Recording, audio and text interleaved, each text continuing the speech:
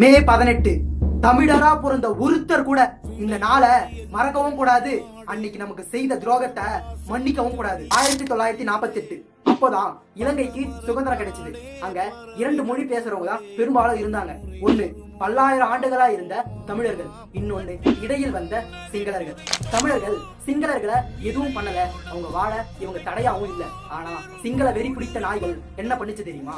தமிழர்களை அடிச்சாங்க, துன்புறுத்தினாங்க, தமிழர்களை கொலை பண்ணாங்க, தமிழர்களின் உரிமைகளை திட்டமிட்டு பறிச்சாங்க. இவங்களுக்கு அகிம்சை வேலையெல்லாம் புரியாது, இவங்களுக்கு ஆயுத வழிதான் புரியும்னு தமிழீழ விடுதலை புலிகள் பிரபாகரன் இவரை போல பல இயக்கங்கள் ஆயுத வழி மூலம் போராட ஆரம்பிச்சது.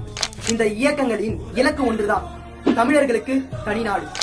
1983 முதல் 2009 வரை இலங்கையில உள்நாட்டு போர் நடந்துச்சு. அத ஸ்ரீலங்கன் சிவில் வார்னு சொல்றாங்க. இந்த 26 ஆண்டுகள்ல பல கட்ட பேச்சுவார்த்தைகள் நடந்திருக்கு. நிறைய முறை தற்காலிகமா போர் நிறுத்தமும் நடந்திருக்கு.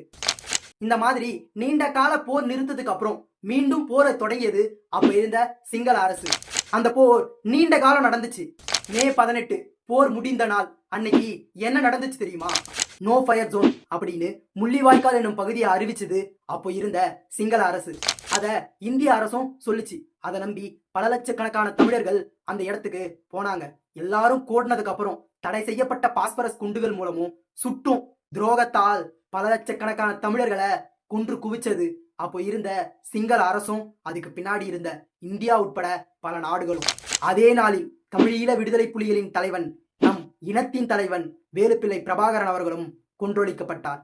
அதோட போரும் முடிவுக்கு வந்தது.